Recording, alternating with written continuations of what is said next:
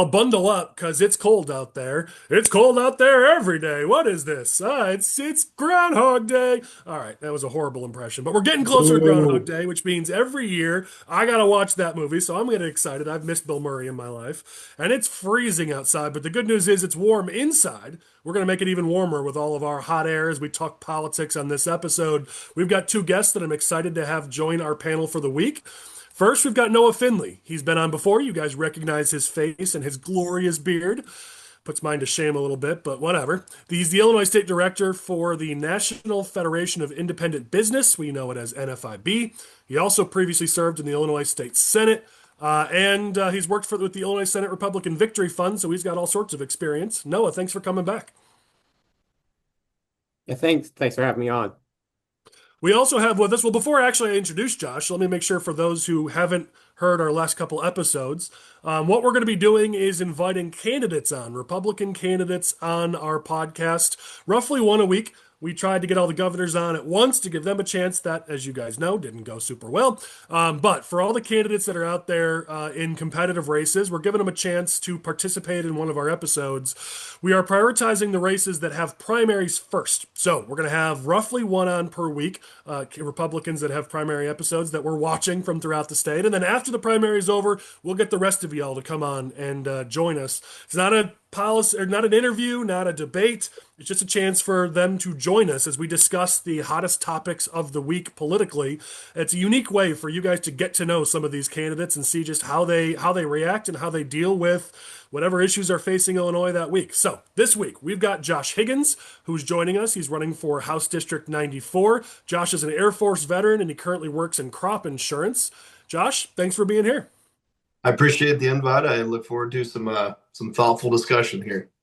Nice. And we just, for those who are wondering, we will invite all candidates in, at least all serious candidates in these races. So I know an invite has gone out to Josh's opponent, and I believe we've got her scheduled for a few weeks from now. So everyone will have a chance to have their thoughts heard. But today we get to hear from Josh. So excited to have that. We also have with us people who, well, people are excited about Michael. Chris, not so much. But we've got our political experts from CORE. We've got Michael Butler from Southern and Central Illinois, Chris Jackowiak from Northern Illinois. What's going on, guys? You guys ready to bring some heat this week? Always ready, and I don't think we need introductions at this point. I think everybody knows who we are.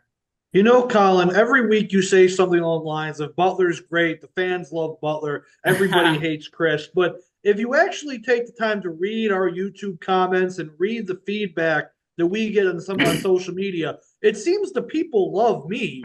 Butler is almost rarely mentioned. I'm the one. Chris is doing a great job. I agree with Chris here. Chris deserves a raise. Actual comment. So I'm thinking I might be Are the those from your burner accounts, No, Chris? I don't even think they're that. That's how cheap Chris is. He probably outsourced it. He's got comment farms from other countries, but he's too cheap to actually pay them more than Russian one or two or bots. three comments per week. Hey, Chris is all about American jobs. He would never That's do right. that.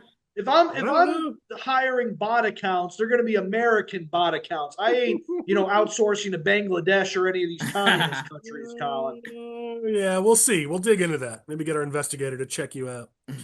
All right, let's get into some politics. We'll do politics first, then we'll get into policy. We've got an interesting mix with our panel. Obviously, Noah is more of a policy expert, so we're excited to have him with us. And he may not have as many thoughts in the sort of the beginning portion of the podcast. Josh, obviously being more political, may have thoughts early, and then we'll see what his thoughts are on the policy stuff later on. But we're going to get into these topics, and we're going to start with the governor's race because they're really heating up. We've got D2s to look at, and we've got developments with each of the campaigns. Before we do that, Noah, before I kind of lose you for a bit as we get really high into politics, just want to get your thoughts on just how important the race is. Because I know for you guys, for your members, for small businesses, I think it's a good reminder for all of us that while we may be talking politics, there's a real world impact here. And this governor's race, just like a lot of the races that we're talking about, has a big impact on small businesses in Illinois. What are your thoughts on that? I think you're absolutely right there, Colin. Like the governor really drives the climate investment business climate here in the state, really set the tone, and they have a lot of influence on policies that impact our Main Street businesses, their customers, their clients, their employees. So it's an absolutely very important race for people who support small business to monitor. And in the state, we've got some trend lines which are not ideal, I think you could A say. very kind way to put that. Our economy has not been growing at the rate that many of our neighboring economies have. We're lagging the national growth rate, and that's just trick that is impacting all of us. Our Main Street businesses, we're not seeing the growth. People are hesitant to invest in the state, and I hear way too often. I was talking to someone just last week, and he was talking about how he has businesses on both sides of the Illinois-Iowa border, and how much easier it is to do business in Iowa rather than Illinois. I think that's sad. That's tragic. We've got a great state, great resources, amazing people. I love the culture, especially down southern part of the state. We've got some amazing food down the St. Louis region, but it's unfortunately we're not necessarily creating a great environment for small businesses, and we can do better. Yeah, listen, anytime I'm down there, I do love the food down in Southern Illinois. And Michael knows this, if I'm close enough to St. Louis, I'm hopping over. I know it's a Missouri business, but going to Broadway Oyster Bar and getting some food over there, it's as good as you can get if you don't of Cajun food, unless you go all the way to Louisiana. So yeah, I would agree. Good food down there. And really, Illinois, I had a meeting this week, and it just reminded me, because we were talking for hours about just all the benefits and amazing things that Illinois has. There is no excuse for the fact that, I mean, it's just, I'm going to talk about this later today, but this embrace of mediocrity that we have both in our politics and just on the street even. We're just okay with being just okay when this state should be the gem, the jewel of the Midwest, if not of the nation. And so yeah, and I think it's a good reminder for all of us as we now jump into talking about the governor's race, just how important that race is. So I appreciate that, Noah. We talked about it last week briefly, but we didn't have all the data on the D2s. So let me quickly share what we've got from the D2 fundraising reports from the fourth quarter of 2025. Talk about the four main candidates here. So Reick Heidner, this was his first full or actually it's just his first quarter in general. Everybody knows if you're involved with politics, your first quarter, it's always going to be your most effective, impactful quarter. So of course he's gonna lead the field in these reports. But he had a pretty solid report. He raised 1.43 million.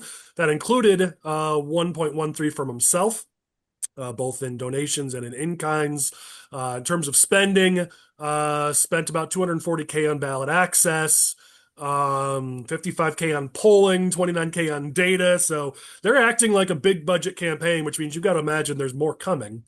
He ended the quarter with 1.16 million on hand, and since the report has raised another 130K in A1s as of yesterday when I looked. There might be even more today, I'm not sure. So Heidner is doing solid on fundraising. They're acting like a big budget campaign, so either the money's going to come even more heavily in the next 2 months, or they're just going to run out of cash. I guess we'll find out. But they're definitely acting like this is nowhere near how much they're going to have in this race. The Bailey campaign, they raised 150K in the fourth quarter. A third of it was non-itemized. What does that mean? That means people who gave $150 or less, which I always look at as a positive. If you're getting contributions from throughout the state, low dollar contributions, that is a good thing. It shows a lot of grassroots support and people willing to chip in $25, $50, $100. So that was a good ratio to see. 150K raised wasn't awesome. And he ended the quarter with 35K on hand, which again, not great. Since the end of the quarter, he did raise 35K more in A1s as of the last time I checked.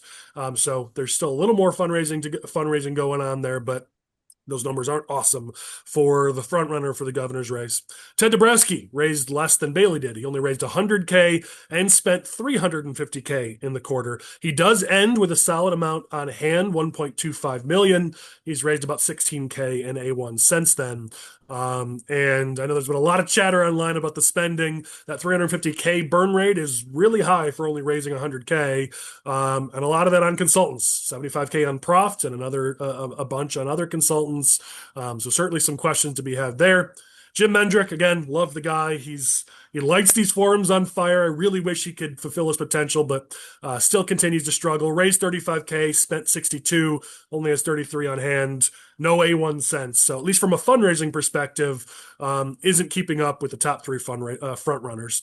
So before we get into each individual campaign, just any thoughts on the race in general, especially in light of the fundraising numbers you guys just heard?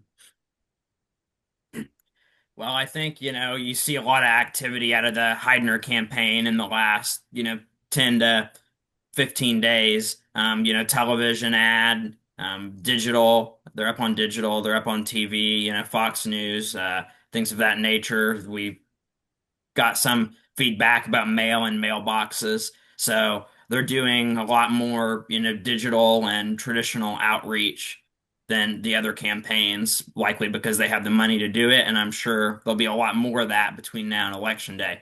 Yeah. It sounds like there's going to be a lot more. Like this is just the beginning of Heidner's paid outreach campaign. He also dropped mail this week, and I didn't get in the mail myself because I'm not that strong of a Republican voter, of course. But I thought it was a pretty decent mail piece. Everyone's talking about how he put Chris, March 2nd. we'll get into each individual campaign and things like the mailer shortly. We're just talking money and broad stuff right now. Well, the one I guess the one thing I'd say in broad strokes in terms of the money is that I would wager that Dabrowski's burn rate is actually much higher because for like in the business, some of your expenditures get put on the first day of the next quarter to make sure to seem like you don't have a bigger burn rate. So I guarantee you, Dabrowski and even all of these candidates, but it's even worse for Dabrowski because he already has a high burn rate. Some of those expenditures got pushed to Q1. So I think Dabrowski. What you're talking about is true that most campaigns know to do that, to push whatever expenditures you can to the first day of the next quarter. But, I mean, based on what we've seen out of the Dabrowski camp, maybe they didn't. Maybe they just reported it as they spent it, and didn't know that's the thing you're supposed to do because they, haven't necessarily always followed the most sound tactical advice. So you may not be right on that assumption, Chris. I guess we'll find out in a few months. I'm not sure which one's worse than that that they didn't know that they were supposed to do that, or that they just had a higher burn rate. That's kind of the broad strokes. All right, well, let's get into each individual race. Obviously, I'm sure we'll have thoughts. And again, we've got two expert guests with us who may or may not have thoughts on these races, and they're welcome to jump in or not if they'd like. We'll get through these races pretty quick and then get into topics that I know they're super excited for. Let's talk about the Dabrowski campaign first. I like to start with or do them in order of which campaigns have the most developments. And I will say Ted did have a pretty solid week. Just after we finished recording last week, he had a great event in Peoria where he rolled out a bunch of endorsements from elected officials. I thought that was a really powerful thing that he did. The visual was really strong, and it did show a lot of solid support. They've rolled out other endorsements like Sue Resin and some others that I don't believe were at that event. He rolled out a second TV ad during the Bears-Rams game. And a lot of us, I don't want to speak for you guys, but I know a lot of people I've talked to said that it was a pretty solid ad and an improvement even on the first ad. And I personally, he put out a video from his mom from his campaign announcement, which, man, that woman, I love her. I would put her on the campaign trail every day. She was so cute, just like clapping and like thumbs up. And she's just, I don't know. She just was the cutest woman I've seen. I have no other way to word it, but whoever you are, I don't even know your name, ma'am, but I love you. But she was really sweet, and it plays into that story about, his mom from Ecuador, his dad from Poland. And so that ad was really solid. I especially love, she's like, now we have the Pope. She was really cute. Sorry. Anyways, I carry on. So really solid developments from the Dabrowski campaign. There are some things that, we talked about, like the burn rate is a bit high. A couple other things I'm sure we can point to in the debate. I think it's interesting to note in the debate they had that got a good amount of press coverage. I think it was Friday or late last week. Ted was really the only one kind of going on the attack, which even Darren was kind of surprised by. He kind of dinged Darren, not a lot, barely, kind of threw a little pot shot at Darren and went after Heidner a couple times. So it seems like Dabrowski's understanding here that, Heidner kind of blocks one of his paths to victory, and you're not going to win if you don't beat Bailey. So they seem to be the only campaign that understands you might have to get a little bit into the contrast if you're going to win this race. What do you guys think about the Dabrowski campaign over the last week? Well, I actually got a chance to go to the Washington debate and Oh, nice. forum, and it was. I went there as a voter. I'm interested in politics, so and that was the only ding the entire time. And I will say, obviously coming from my race, I appreciated the fact that they were cordial because it is, it seemed like last time at the end of the governor's primary, everyone just kind of dispersed and did their own thing, and there wasn't really any. Working together to actually get the voters to support different campaigns to help everybody else out. So I enjoy that side of it, but obviously compare and contrast is coming. I don't think that it's going to stay this cordial the entire time, but I agree with what you said about the Super Bowl or the NFL ad. I mean, I thought that was solid, and just having the small chance to meet three of the candidates so far. I mean, they're all obviously better than JB Pritzker, so that's really the easy thing to say. Yeah.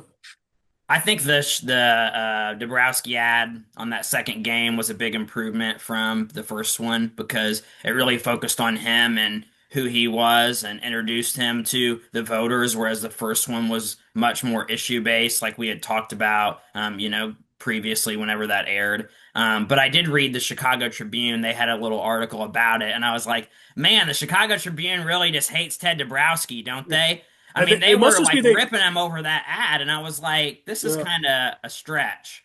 Well, I mean, it must just be they hate IPI or something. I can't figure out what's their beef with Dabrowski, but Rick Pearson especially is especially rough on Ted. And it almost makes you feel bad for Ted in the campaign because it's like they can't open their mouths without Rick Pearson being like, that's horrible. I mean, the thing you're mentioning is there's a whole article, Republican hopeful Ted Dabrowski defends TV ad likening J.B. Pritzker to communist Poland, Ecuador turmoil. And he rips into Dabrowski and makes Dabrowski defend, all those aspects of his ad. But here's the deal. Like if Rick was always that rough to politicians, then I'd be fine. But you go back not that far to February of last year, and here's an article by Rick Pearson that's glowing after J.B. Pritzker compared Trump and Republicans to Nazi Germany. And he talks about how, the Democrats are searching for a response, and maybe Pritzker just provided that. And hold on, I got to find where a leading Jewish American voice offering a version of the Holocaust education, warning of never forget. I mean, this is like written by Pritzker's press team. It's like, hold on a second. So you're okay with comparisons to Nazi Germany when a Democrat does it against Republicans, but when a Republican just says, hey, listen, my parents came here for better opportunity and they're seeing some of the same problems from where they came from, suddenly that's front page news to you? Like I don't know what's going on here. I think it's just maybe I don't know. I don't want to speculate, but it is getting slightly ridiculous from the Tribune against Dabrowski and a lot of Republicans when, listen, I'm not expecting like super favorable coverage like the editorial board. That's fine, but maybe be at least fair and balanced because we're not going to get that from very many news outlets in this state. So it is pretty frustrating. I would agree with Michael that the second Dabrowski ad was way better than the first. That should have been the first ad, in my opinion. If they would have rolled that out last week, I think it would have gotten a lot more out of it. I think the negative Tribune coverage is actually a good thing for Dabrowski because maybe it boosts his name ID even further for this Republican primary. And yeah, like looking, 10 feet ahead, it's obviously going to be a problem if Dabrowski's a nominee for governor because the Tribune is going to be bashing him day in and day out. But still, any way for Ted to get his name out there to an audience is important for him. In addition, with Dabrowski's stuff, I found it funny that Tom DeVore, I think it was DeVore, posted something like, when was the last time Dan Proft won a race? And it was like, 20, because he's talking about the $25,000 Proft's getting a month from Dabrowski, and I had to think about it for a second. You could say that, Proft won Bailey's primary for him in 2022, but, you could say Pritzker won it. You could say Irvin lost it. You could say a lot of different things. I don't think Proft was involved in that primary, Chris. What? I don't think Proft was involved in that primary. He went through the people who play by the rules pick. He was definitely involved in that. I'm pretty sure that involvement came after the primary, but carry on with your point. But let's assume that either Colin's right or we cannot give Proft any credit for Bailey getting the nomination. I think the last race that Dan Proft won was the 2009 Cicero Town President election for Larry Dominick when Dan Proft was making $1 million a year off the town of Cicero. And that's really funny to think about because Larry Dominick is currently the Democratic committeeman for Cicero Township. So the last race that Proft won was for a Democrat, not a Republican. If my memory serves me correctly, my research is correct. I just thought that was really funny. A couple quick things. Again, we want this to be sort of a learning opportunity too for our audience throughout the state. So a couple things that happened this week on the Dabrowski side that we want to utilize here for learning. Number one, why do you see Dabrowski making attacks? It's simply because his path is currently blocked. I mean, as Bailey creeps closer and closer to not just, a commanding lead, but maybe even 50%, which then ends the race.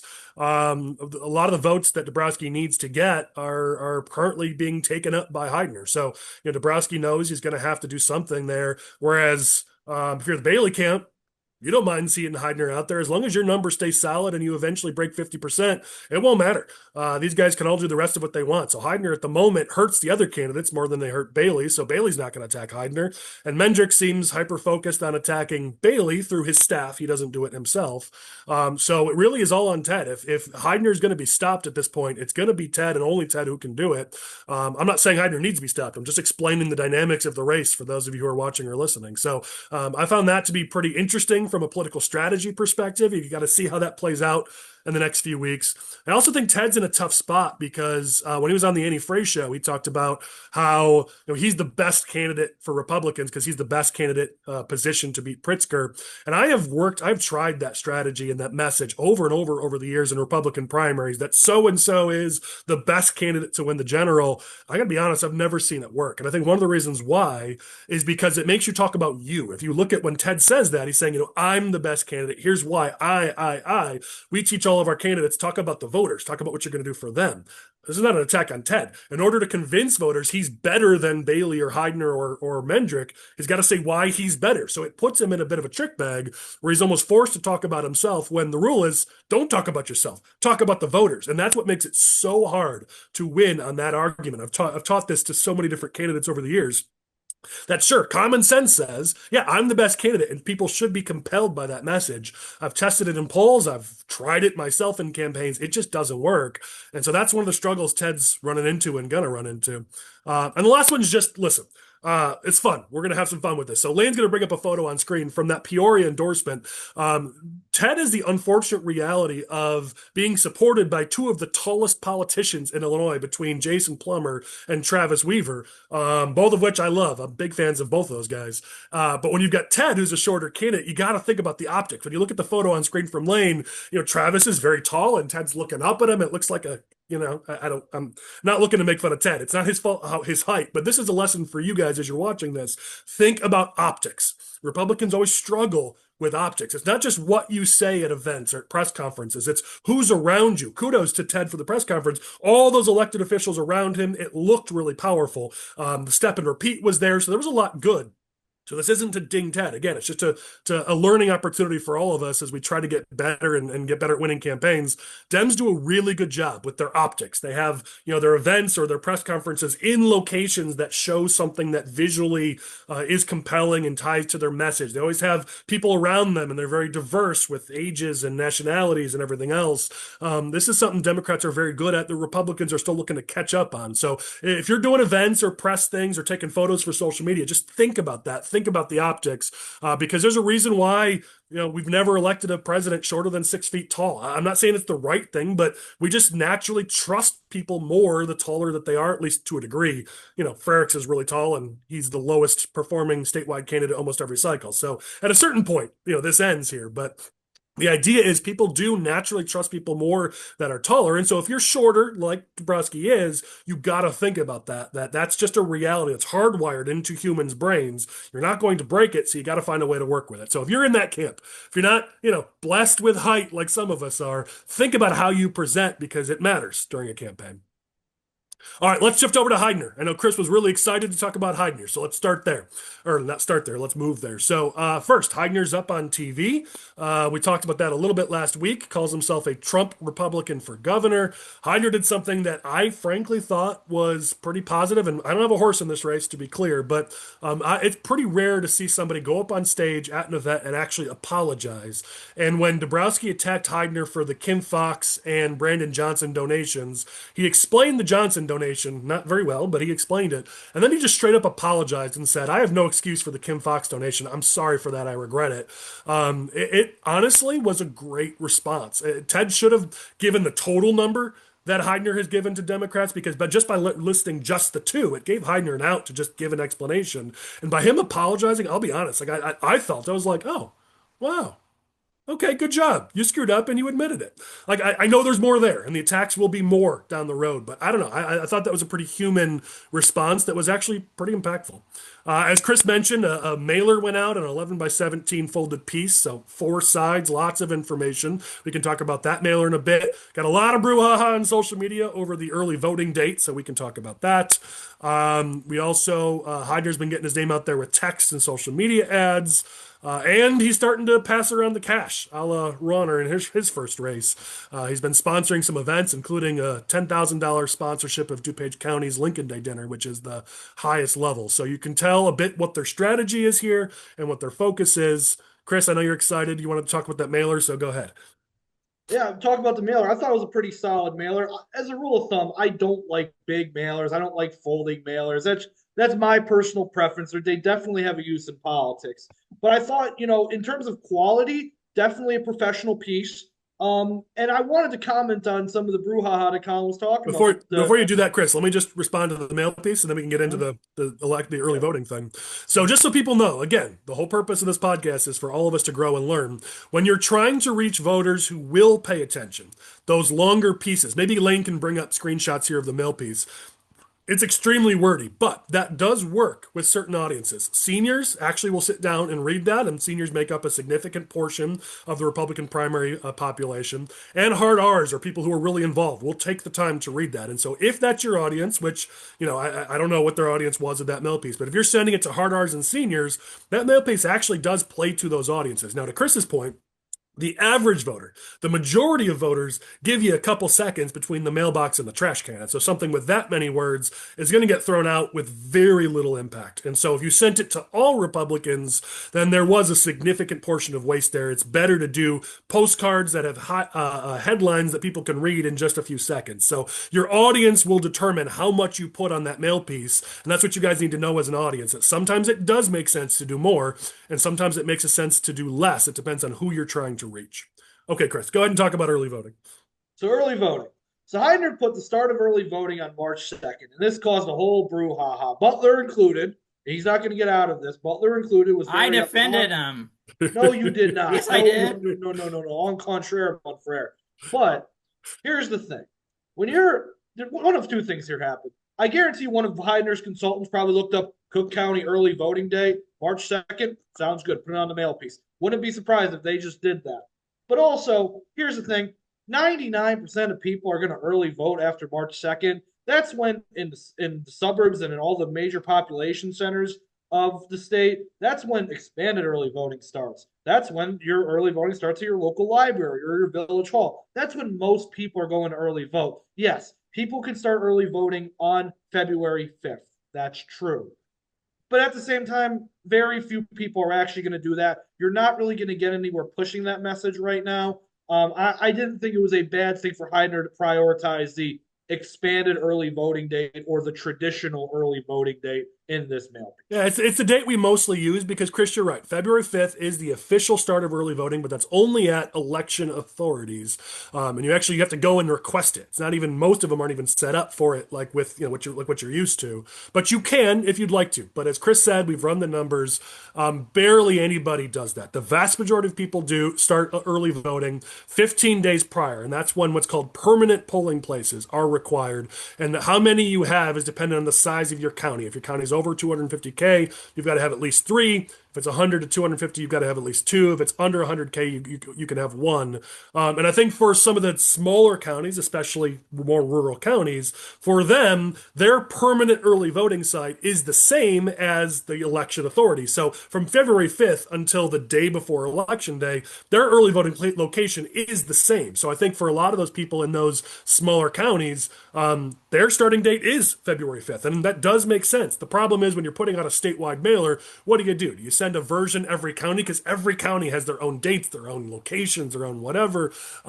When most people do it after March 2nd, you put the day for expanded early voting. That's the day in statute that where expanded early voting happens around the state. That's the date you put. So listen, again, we're not involved in the Heidner campaign. We're just trying to get you guys to understand how this works. You're not going to put 7 different dates under early voting, or 3 or 4 or 5. Your county may start this date, or it may start that date. You just keep it clean and simple. Maybe you could say February 5th is the official start, and then March, what is it, March 2nd is expanded. Maybe you could put that on there, but that's why the campaign did it. Maybe they just looked up Cook County. Maybe they didn't pay attention that there are different rules throughout the state. Chris could be right. Or maybe they did what we do, which is just consolidate it and make it simple. But there are bigger reasons to oppose the Heidner campaign. If this is what you're going to focus on, you got better things you can attack them on. So, anyways, but yeah, I'm with you on this one, Chris. And by the way, Michael was too. You're twisting his words, but I don't want to defend Michael. He can defend himself. Thanks. Some quick things on Heidner before we move on and then finish up this topic. I thought the issues on his mail piece were really good. 3 issues. So many campaigns screw this up. Lower taxes, public safety, term limits. That's pretty solid for a primary. Some of the language is weird in there, bounces around. Rick will, I will, we will. It was kind of weird, but whatever. His walk card has 6 issues, so I wonder if the walk card was done by the previous team and then all these new hires came in and cleaned it up on the mailer. I'm not sure, but there's some things he did that aren't ideal. As I said, too many issues on the walk card. On Twitter, he's going full Trump here. I mean, he went out on X and called the Minnesota protests, called them riots and an unlawful rebellion, and called on Trump to immediately invoke the Insurrection Act and restore order in Minnesota. Clearly, again, he's got a campaign of one. He wants the Trump endorsement during the primary, but that's going to come back and hurt him in the general for sure. And then just the taxes. We've talked about it. Even amongst Republican audiences, taxes is not actually one of their top issues. So they're running a pretty traditional campaign when it comes to that message and missing the mark a little bit. So definitely room for growth there, but we'll see what they do in coming weeks. All right, moving over to the Bailey campaign, and then we can close out this topic. Not as much news out of the Bailey camp. They've been mostly focused on their 5-day big tour around the state, but they've gotten some press out of that. And, obviously they came out positive from the debate, considering Bailey wasn't really attacked, so that certainly helps them. And I know there was also an interesting thing we talked about this before, about his stance on pensions. And I know Delmar had said something previously about how, pensions are a promise, and we all wondered what would Bailey say. Well, at the debate, he agreed with Aaron. And while Dabrowski was calling for a 401k plan, Darren actually said he doesn't support that anymore. So interesting how they continue to position themselves. And admittedly, they're positioning themselves for the general. So I guess something to be noted. Also, we live in a weird world where Sean Morrison has endorsed Darren Bailey for governor. Of course, he does it for his buddy Delmar, but it's like we're living in an alternate timeline here where Sean Morrison just endorsed Darren Bailey. And I've seen a number of polls, none of which, unfortunately, I have permission to share, but Bailey's numbers continue to tick up, and especially amongst likely Republican voters, his numbers are looking really solid for him. These other campaigns don't have a lot of time left before this race is, by the numbers at least, basically over. So, things are looking really good for Darren. Some things I would quibble with, because there always are things. On the trail, when ABC7 talked about the race, he talked about how it's, we just got to turn out our voters. It's just all about turnout. If we get 60% turnout, I think he said this at the Sterling campaign stop. If we can get 60% turnout, Republicans win. So as much as Darren has changed on the messaging, he is still the same person. That if we just turn out the base, it's all over. So he hasn't all the way changed, even though we're being told it's a different Darren Bailey. Still believes all we got to do is get out the Trump voters and get out Republicans and he'll be governor, which the numbers do not back. So I'll push back on that. But overall, decent week for the Bailey campaign. Any quick thoughts from you guys before we move on? Yeah, I heard the same thing from Darren at the Southwest Cook GOP meeting last week regarding we just need to turn out our base.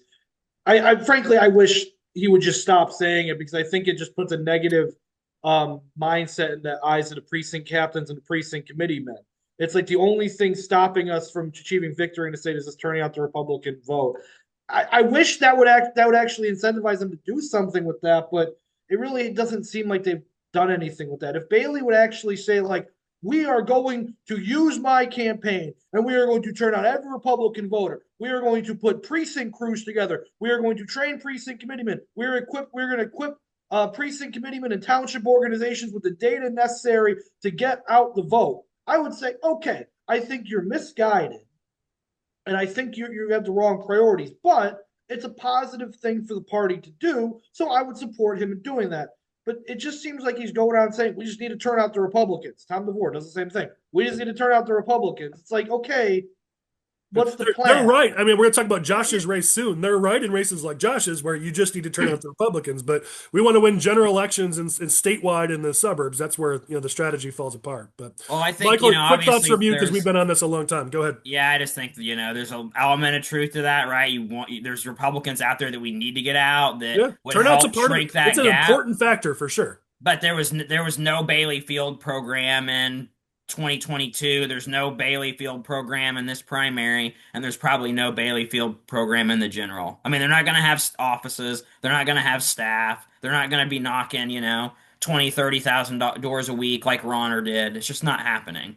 No, I would actually disagree with that, Butler. Oh, we don't have Chris. Sorry, we don't have time. We got to move on. We've spent way too much time on this race, and our guests are dying over there. So let's just carry on. But I do appreciate Michael your thoughts, and Chris, we'll get your thoughts on next week. All right. Let's move on to the Senate race. We don't have to spend anywhere near as much time on this one, but it's interesting because there are some developments on the Republican side, and Democrats are chasing each other even further left in this race. So, going to be certainly interesting in the coming weeks. On the Republican side, one of the candidates, Jeannie Evans. So, for those who are living under a rock, we have disclosed this 100 times, but we are working with Don Tracy. But we have proven that we can be objective, even though we may have candidates in various races. Jeannie Evans has announced she's raised $500,000 in her race so far. That's a solid number, and certainly for somebody who's brand new to the space, I love to see. To be clear, if you look at the actual disclosure, 421K of that is from herself. So it was actually only raising 80,000, but still solid number, Jeannie, and certainly appreciate having new candidates come and join these races. When you look at those numbers that she raised, the question's always been what kind of a campaign can she mount in Illinois, because she doesn't have much of a network in Illinois. I think it's interesting to see that 77% of her contributions were from out of state, by dollar amount, or 80% by quantity. So still isn't a lot of support in the state. That's why Don Tracy continues to get most of the endorsements throughout the state. But I do see signs here of somebody who's got a future. I mean, I know a lot of people tried to convince Jeannie to go for treasurer or comptroller before Drew announced for that. Does look like Jeannie's got some potential, and down the road maybe could be doing something really positive here. Her burn rate's high. She spent almost 200K on consultants. So it looks good on paper until you start to see how quickly it's going away, including, by the way, Aaron Delmar's attorney, which is interesting unless you've been paying attention. Then you go, oh, gee, that's not surprising. We've got Pamela Denise Long also has gotten a few endorsements in Illinois in the race. So we want to be transparent and make sure to point that out. Always makes me chuckle. Republicans in the state, I scratch my head. I mean, she's been in some endorsement sessions where she's been asked, do you support reparations? And she's admitted, yes, she does, because she has publicly supported reparations. And she's even, there's a website that lists her as a DEI consultant. But there are still some Republicans that are going her route, which just kind of makes me chuckle. Don Tracy on his side announced 17 endorsements from Senate and House Republican leaders down in Springfield. We told you guys that was coming. It's just the beginning, but shows some solid momentum. And if you look at the list, they're from all throughout Illinois. So some good momentum on the Tracy side. On the Democratic side, you've got Stratton finally getting some TV ads. The PAC, the Pritzker-backed PAC, is finally running some TV ads for Stratton. From what I heard, it's over $1 million for about a 10-day buy, and then they want to see if they move the numbers or if they need to just kick Stratton to the curb, which would be pretty embarrassing for Pritzker. There was a screw-up with the ad, which I'm sure one of our political people are going to talk about. And you see these candidates starting to go left pretty fast. Stratton's calling for a $25 an hour minimum wage. I'm sure our small business leader in NOAA could tell you that's a great policy for his clients or his people. We've got many of the candidates are coming out saying they want to abolish ICE and running TV ads, which is putting Raja in a tough spot because he likes to sound like a moderate. So he's trying to sound like a moderate on this, and his opponents are hitting him on it. And then Raja, interestingly enough, voted for the holding Bill Clinton in contempt of Congress for the Epstein testimony. So real interesting stuff happening in the Senate race. We don't have a lot of time, but Chris, Michael, your quick thoughts on the race. I think, it's kind of absurd and laughable that Juliana Stratton's advocating for a $25 hour minimum wage when she's the lieutenant governor and it's the state of Illinois, and Pritzker's her, running mate, or, Pritzker's the governor. It's like, why haven't they brought that up previously if they really feel that's what people deserve? So it just shows you that it's just a campaign talking point, and not, based in reality or that they're serious about it.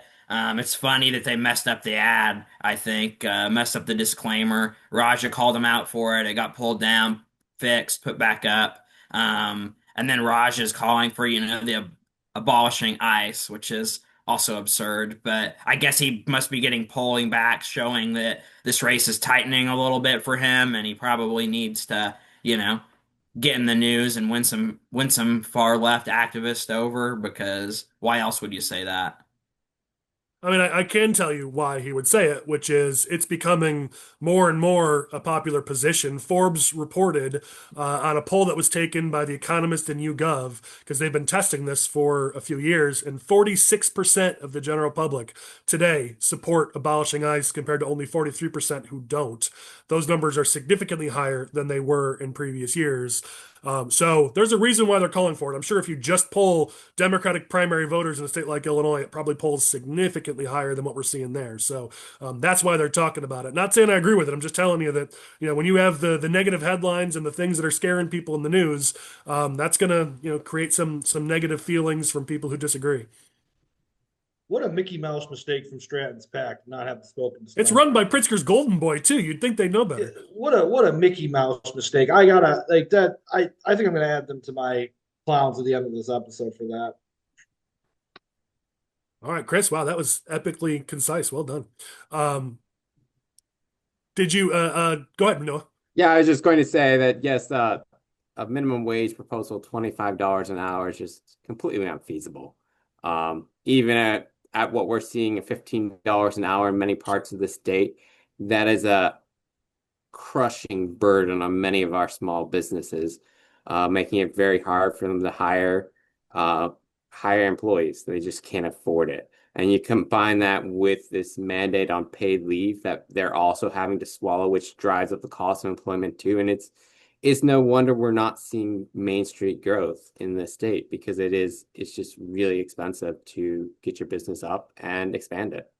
Yeah, and I think it also just reminds us how little people like Stratton or any of these candidates who are all from Chicago or Cook County, how much they don't understand the rest of the state. Like maybe Chicago, you look at that $15 an hour minimum wage. There are certainly places in Chicago or the suburbs that support that, and I respect that. But this is a big state, as you just said, Noah, and there's lots of areas of the state where even $15 an hour is just not workable or sustainable. And so this idea, this is what we run into all the time in Illinois. All these Cook County politicians who hold almost every position now in our government, especially all the statewide positions.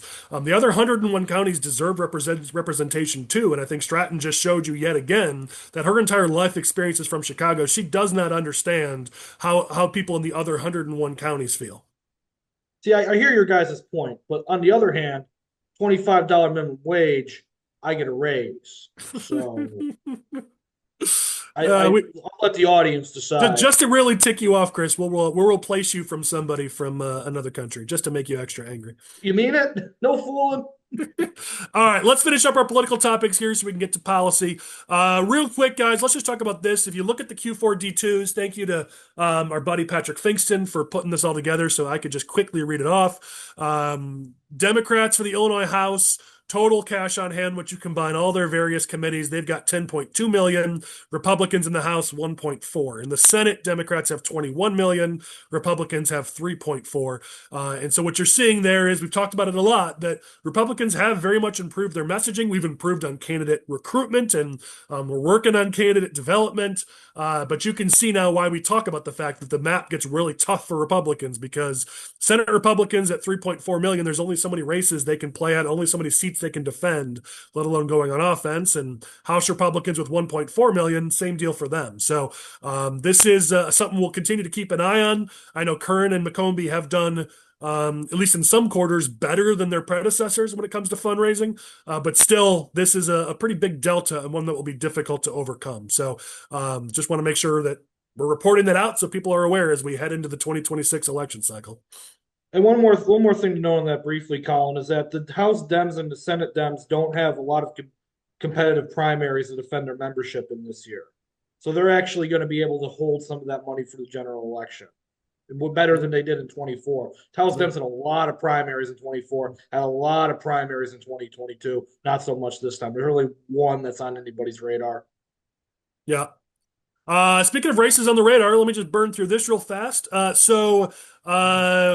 kind of fell under the radar. Michael, you seem to notice this, as did a few others before anybody else. But Steve Reich's Democratic opponent, Brian Myers, or Mayers, however he says it, doesn't matter now because he's off the ballot. Apparently, he had an $85 unpaid ISBE fine. And that means he doesn't get to appear on the ballot in House District 63. This is a big deal simply because, while I don't agree that this was a top 10 race, Fingston and some others do have this in their top 10. I have pointed to that the numbers in McHenry County have been trending against us. The numbers in Reich's District 63 have been trending against us. So I do understand why people are pointing to that district as a potential flip. Democrats at this point won't have a candidate in that race. That is a big win for Republicans. Michael, since you noticed this, give us your thoughts. Yeah, I mean, I think this was the race that House Republicans were going to have to spend money on. And now that the opponent's off the ballot and slating is not allowed for legislative races anymore, it's, a done deal. So hopefully that saves us money here. We can spend that money elsewhere, which For will be now, what's Michael, needed. don't be surprised if they pass They the change it slating bill back. again. They change it back because this guy. But it's also pretty absurd where it's like, okay, this guy's, running in one of the most competitive districts in the state of Illinois. Obviously, I'm sure he was on House Dem's radar. Why didn't they just send somebody over there with $85? It's not like they don't have the money, and it's not like there's staffers all over Springfield that can go and take it. Just have the guy reimburse you later. Who cares? It's $85. Well, and this is what Chris has continued to say. It's what I've continued to say. Republicans don't lose in Illinois because Democrats are really, really, really, really good at campaigns. We saw that with their inability to put the disclaimer on Stratton's ad. We see it here. Democrats make plenty of mistakes, and I'm going to talk about this during my Clowns of the Week, where Dems make a lot of mistakes. Our problem is we make more on the Republican side, or we're so focused on infighting that we never get any time to take advantage of the mistakes on the Democratic side. But that's what drives me crazy and some of the others, is that we don't lose as Republicans, as center-right people in the state. We don't necessarily lose because Dems are beating us, because they're frankly no better than we are. We just lose because we're that inept, and that's more depressing, I think. But all right, let me move us over here because we've got a guest here in Josh Higgins who's running for office himself. So if you're jumping right to this topic, let me just add what I said at the beginning of this podcast, that moving forward, we're going to have candidates on who are on different races, obviously center-right candidates only. And before the primary, we're focusing on candidates who have primaries. So Josh is in a challenged primary. I know the incumbent in that race. We're working to get her on, and she'll be on in a few weeks. But Josh, we've got you here. So here's your chance. House District 94. We mentioned fundraising, and when you look at, there are 4 Republicans being challenged in their primaries, but in 3 of them, the challengers are raising like no money, like literally almost no money. A couple bucks here, a couple bucks there. Looks like the only real race here is House District 94. Noreen Hammond, the incumbent, raised 60,000 and spent 35. She does have almost $500,000 in the bank, the benefits of being a long-time incumbent. Josh, you were the best of all the challengers in fundraising. You raised 45, which is almost as much as the incumbent, spent 23, and you still have 23 in the bank. A lot of people are saying to keep an eye on your race. So here's your chance. Why should people pay attention to your race, and why do you think you're the best candidate? Well, I mean, first of all, thanks again for having me. But I want to say before I start, this is my 18-year wedding anniversary, so it probably would be smart for me to say happy anniversary to my Seems wife. wise. Yeah, but I really, think I know who your OG of the week's going to be when we get there. there you go. And I'll say this, and traveling around the 94th, I knocked on a ton of doors. I announced very late, so I was able to get 1,100 signatures in around 3 weeks by myself, practically. And so I've met a lot of people, and really, I think that the biggest concern I've heard, and the reason why I feel like this is what I'm supposed to be doing, is people don't feel like they've really gotten the representation they've expected. We're one of the most conservative districts in the state of Illinois. I think it's an R+33, but even most of the independents seem to lean towards the Republican side. And I'd say the biggest complaints that I've heard that Noreen's voted for tax hikes and things like that, and I would say that what makes me a bit different is I am a principled conservative. I mean, I have not been in the political sphere for a long time. I was a precinct committeeman, and then I ran for school board, and obviously before that I spent 12 years in the Air Force, most of it as an intelligence analyst.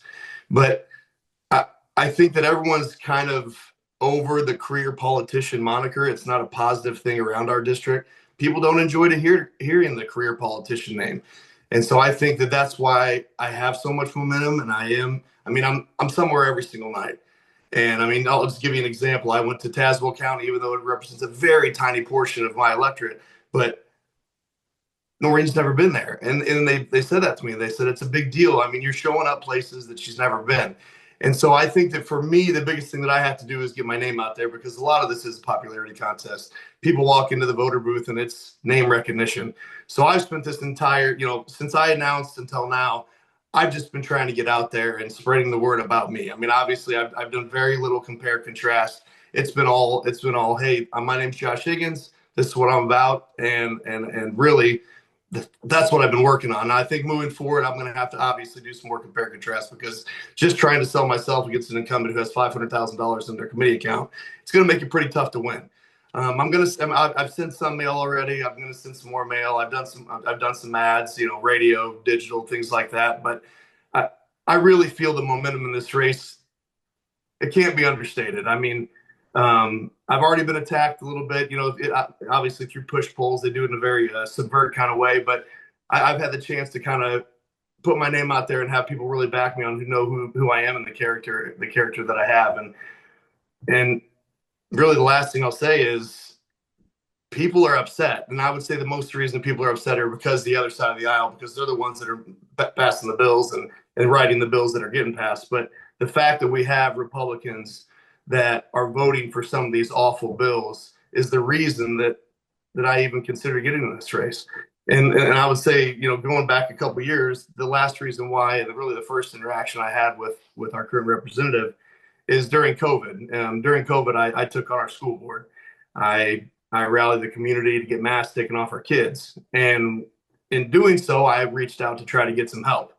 Now, our state senator, he came to our school board meeting and he preached local control and all that, where our current representative did not. And her not doing that said a lot to me, because we had a packed school board meeting and we were willing to take on the governor, but not having the representation from the people in the legislature, that was tough.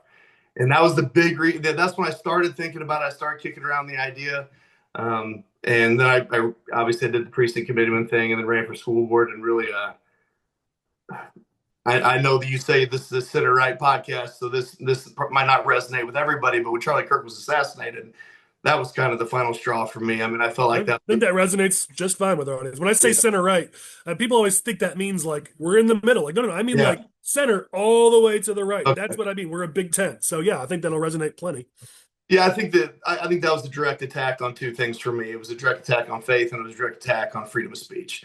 And when that happened to me, I mean, I served 12 years in the military, and really, those are the things I felt like I was fighting for. Two things: I mean, freedom of religion, freedom of speech, freedom of assembly, all those things. And honestly, that was enough for me to at least start exploring it. I mean, obviously, when I say I was green, I mean I was green. I mean, I went in, I don't know what I'm doing. Give me some help. And for the first month, I'll be honest with you, all I did was every night I found an event that was happening in the district, and I drove around. I put, and I think the first 2 months I put 11,000 miles on my truck, just meeting people. And I think that that's what I had to do. And now I have to get a little more strategic. Obviously, I mean, I'm not going to be able to spend, dollar for dollar with Noreen. It's just not going to happen. So I'm going to have to be really strategic about how I spend my money. But I feel good about the race, and honestly, I feel good about the momentum and really the reception that I received was super surprising, because I expected more people to say, hey, why don't you just wait until Noreen retires? I got virtually none of that. It was, we like her, but it's time for a change, or, hey, we're ready. We'll get behind you. I mean, I've had a couple of days of action where I've asked some volunteers to come up. I mean, I've had anywhere from 20 to 40 volunteers that have showed up to help me with things just on a random day, and I'll text them 2 days beforehand. So, I mean, I think the momentum's there. And once again, I appreciate you letting me come on here to really get the word out about our race. But what's a good website for people to go to if they want to learn more? Yep. HigginsForRep.com is the name of the website. I mean, there's a link on there to donate. There's a link on there to request a sign.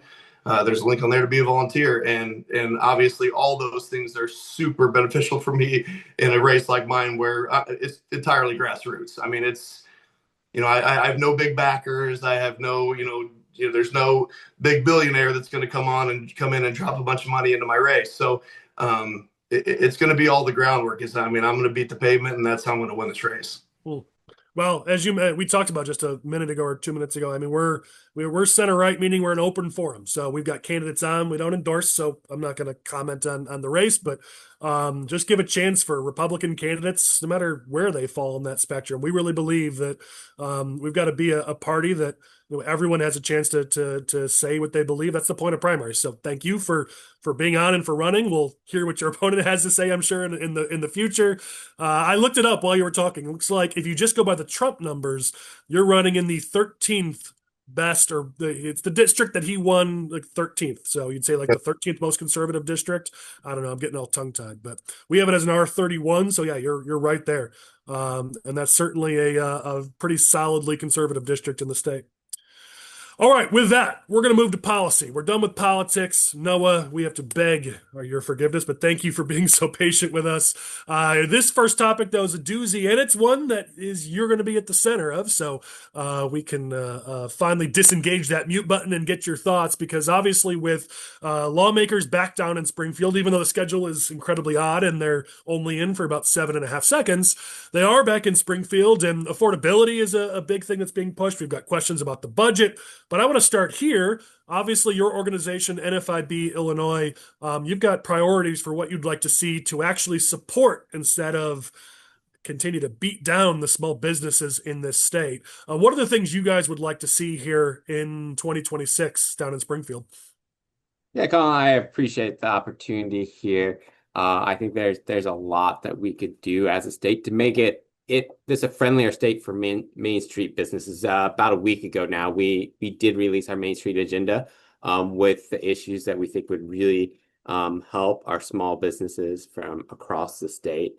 And some of them are defensive. Like for our members, they're hit hard by regulations, taxes, very much opposed to additional costs like that. If we're talking about affordability, which seems to be the word of the moment, the legislative leaders talk about it a lot.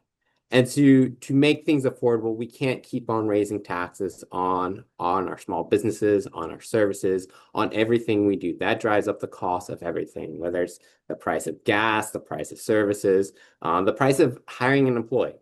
So that is absolutely counter to affordability, for getting people employed and creating growth and opportunity for the people of Illinois. One thing we are seeing, though, which I think would be very useful, is many of our small employers are having trouble finding qualified employees.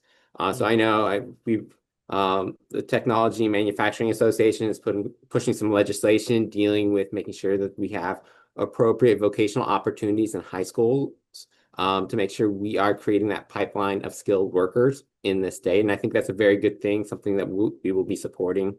And it's really creating that climate for investment, for hiring, and that can be things like making sure that we stand up to the trial lawyers and the frivolous lawsuits that they bring. Like here in Illinois, we've seen a tendency to privatize the enforcement of law enforcement by giving these trial lawyers the opportunity to sue employers, which is especially for small employers, that's not really an equal contest. And that's just is really detrimental to our small businesses. Particular things that we would love to do is estate tax relief. That hits a lot of our small businesses, just the way those valuations, even family farmers too are begging for that too. Like it is with inflation, with all the asset changes, this is hitting more and more businesses, and our current estate tax or death tax law is the way it's structured is just very problematic. So if you cross that $4 million threshold, then next thing you know, like you're paying these massive hikes on the entire And people don't I'd realize it say. goes off your assets. If you're a family business, you've got a business that has a lot of equipment. Let's say manufacturer has a lot of equipment, for instance, or you're a farmer and you've got a lot of land. All that value goes into this calculation. And so it leaves a lot of people in a situation where they don't have that. It's not cash. It's not money sitting in a bank account. So now they got to come up with the money and they don't have it. So now they're selling. You're losing a business that's been in the family for generations or a family farm that's been in the family for generations. Like, this is a big deal. And yet Springfield continues to say they're going to do something about it. And then at the end of session, oh, we ran out of time. They've done that over and over now. Yeah, it is very problematic, especially with after years of inflation. Our level for when it kicks in has not been even indexed to inflation. So a lot of our taxes are. So the taxes we pay bump up, but that level has not increased. So it's still at a relatively low level for a lot of businesses, for farmers.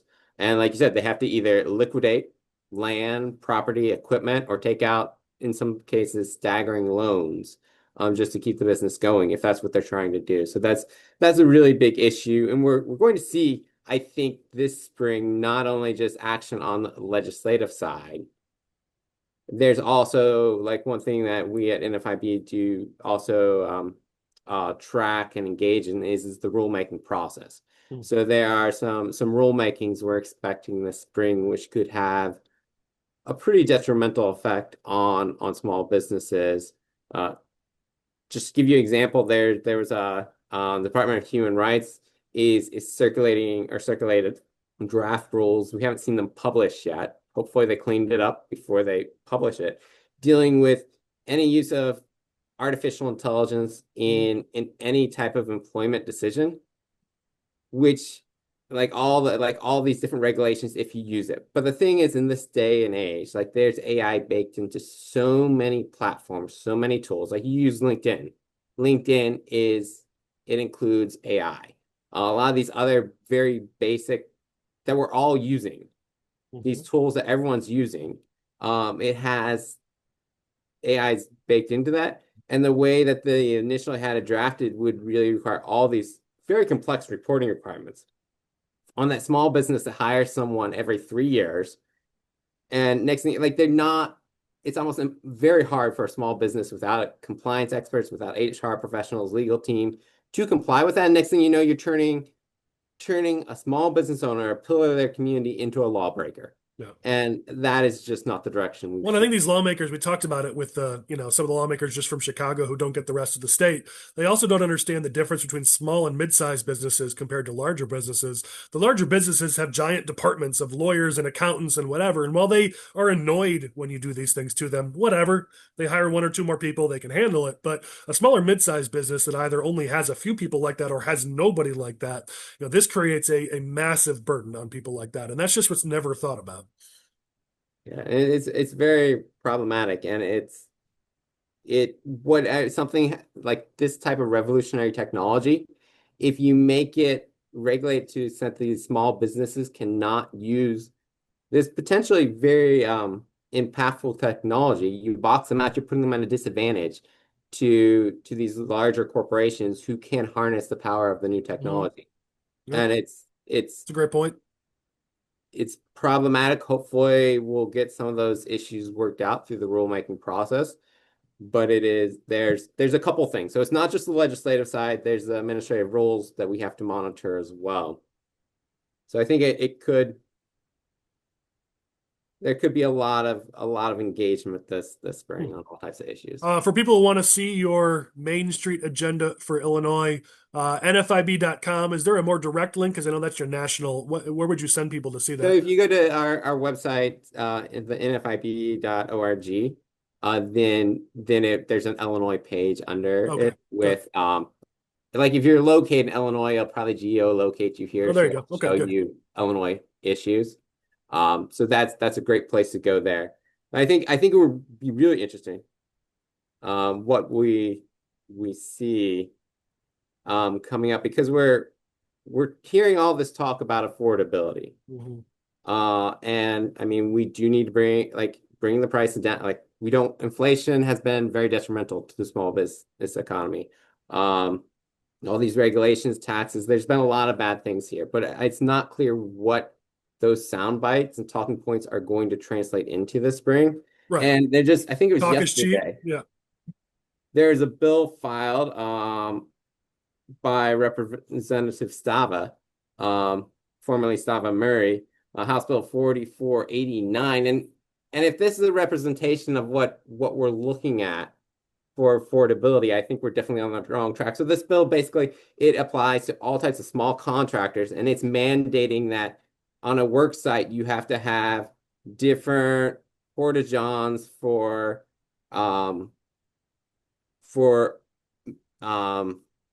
men and women and people who menstruate.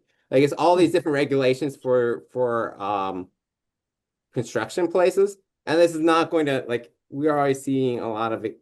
It's hard to build. It's expensive to do things. Are there extra costs? multi-gender porta potties? Is that even a thing? I've never seen. They're just porta potties, right? Well, it's according to this law, you have to have separate porta potties for men and women. And I think the language actually is that like they use a lot of the more same modern lawmaker terminology. So a separate location for a woman or an individual who menstruates. Interesting. Well, it's the same lawmaker who wasn't at Ann Stava. I think she was still Stava Murray at the time, but she was the same one who, what is it, last year or the year before, wanted to label parents child abusers if they didn't let their underage children get a sex change or an abortion. So I mean, it's if you say something's coming from Ann Stava Murray or Ann Stava, whatever her name may be now, you could assume it's, probably like Rachel Ventura. It's probably pretty far left.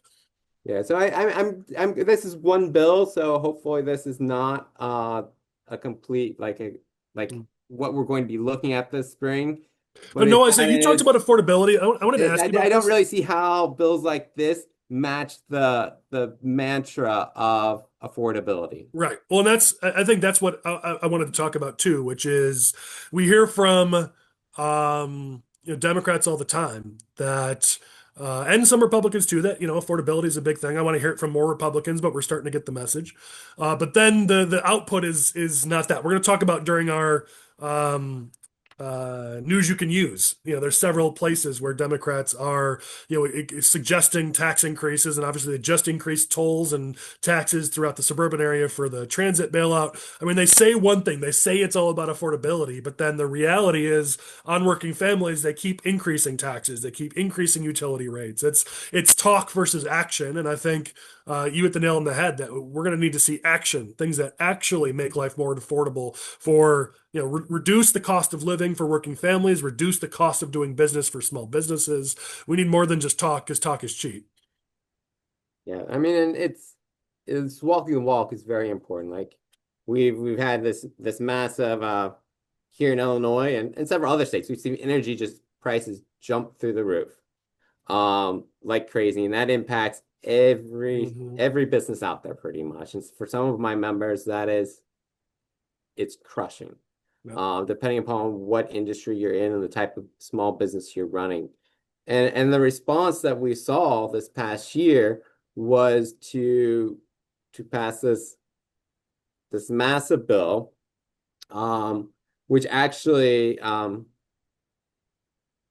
invests very significantly in subsidizes this battery backup program, which isn't really tested yet. I think there could be potential there, but this is going to be funded by ratepayers. It's coming from $8 billion. Your small businesses, your working families, everyone. Like they're going to pay for this new technology, which may or may not work. And then while we're doing that, we also put a lot of provisions in there, which made building the infrastructure, the power grid infrastructure, a whole lot more expensive because we're limiting competition. We're directing contracts. So there's some people who are going to make bank off that bill, but it's not at all clear that consumers will benefit because there's a pretty hefty consumer price tag that comes with that bill, and no promise that it will actually deliver relief to any of our ratepayers across the state. Yep. Yeah. Let me, last topic here under this header, but let's talk about the budget. And by the way, anyone else is welcome to join in if you wish, but let's talk about the budget. Obviously, we've talked about before how JB Pritzker put out the executive order that his certain departments needed to hold back up to 4% or identify up to 4% they could hold back. That's finally been released this week as to what that is, where it is, what it looks like. Looks like it's almost $500 million, I think, if I'm looking at these numbers correctly, that they've identified. And I guess my question would be if they were able to find this money, and some of this looks like it's borrowing on next year. Like I think the 200 million will have to be paid next year. So I don't know that this is like a permanent thing, but it just seems like every time we're told there's a budget shortfall and we need more money. Welsh has already said we need more money, even though Gambia has told us that the state's collecting record revenues. Suddenly they say, well, you know what? Because of Trump, we're going to have to find savings, and they find $500 million in savings. It seems like every time they have to do that, they find savings. Yet Republicans and conservatives are called crazy for saying that we're overspending, yet they're able to fairly quickly and easily identify $500 million they didn't need to spend in the budget. I think this just keeps happening. And I guess, Noah, my question to you is, I mean, you've been down there a long time, both for NFIB and then on the more official side. This is nothing new, right? That we keep hearing that we need more revenue, we need more tax revenue, we don't spend enough, and then they find opportunities to say, oh, actually, we didn't need to spend all this. Yeah, I think it's very telling that the administration was able to identify $500,000 that they can cut from this year's budget. I mean, $500 million. That's a lot of money right there. And the fact that that was not done sooner, like we've been raising taxes here in the state. Why have we not identified these savings earlier, so that we could pass on that relief to our working families, to our small businesses, and to lighten the load on them? And like you mentioned, revenue's up. Tax collections in the state are up $1.5 billion. Now, the way that all works, it doesn't always, the whole 1.5 doesn't transfer into the general fund, which is kind of like the general spending budget for the state. But we're taking over 1.5, we've taken more than $1.5 billion more out of Illinois communities, brought it to Springfield. That's more than what we brought the previous year. That's a lot of money. And so this talk about, oh, we need to raise more taxes is, I feel, very disingenuous, because we are bringing record amounts of dollars in the state, and there's no reason we should be going back to Main Street and asking for more money. No.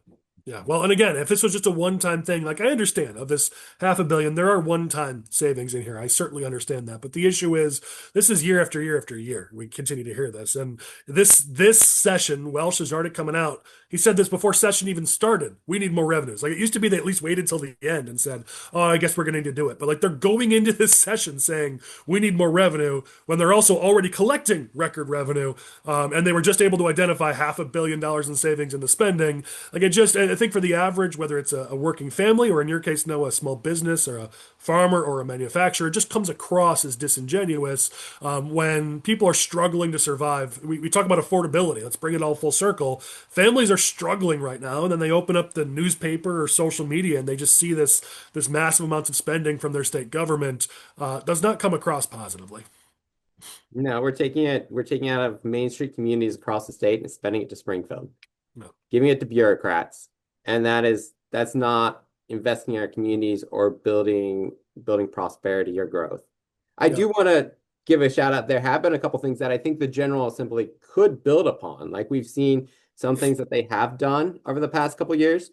So they revised the BIPA Act several years ago, which the biometrics requirements in the state, and that reform has led to a pretty drastic decrease in lawsuits against many of our mid-sized and smaller businesses, or businesses in general. Unfortunately, there's still some judges who are refusing to agree with the intent of the lawmakers and apply it retroactively, but it has been a big improvement. Yes, like, it was not a perfect bill, but it was an improvement. I think that's something that's a model that the state should be looking to build upon. Last fall, they passed the SALT workaround, which allows many small businesses to shield some of their income from federal taxes, basically, and which is saving a lot of Illinois small businesses money. And these things are, so there are some things that some positive things, but I think that we need to make those, as a state, to be competitive. That needs to become the rule and not the exception. Yeah. And unfortunately, way too often, those are the exceptions in Illinois. That's a good way to put a bow on this topic. So thanks for all your expertise, Noah. And let's go to the next topic here. I know Chris and Michael and I are a little excited about this one because it's rare to have something like this pop up where political nerds can get excited about. But kudos to the Democrats. Multiple Democrats have identified a pretty big loophole in Illinois campaign finance rules where candidates for Congress have also then run for state central committee. This is only really available on the Democratic side, but they have also run it for state central committee. And then that allows them to use state money for their state central committee race. And because they're called essentially the same thing, you see Melissa Conyers-Ervin, Democrat, 7th Congressional District, but then in little letters, state central committee. But what that allows them to do is to use state money, which state money has, or state races for fundraising have higher caps, or in some cases, no caps if the caps have been busted. And a lot of these candidates have been previous elected officials, so they've got money in the bank on the state side. It's called soft money, so it can't be spent on federal races, but they've identified this loophole, and multiple candidates, Laura Fine in the 9th District is also doing it. Let's be clear, it's legal.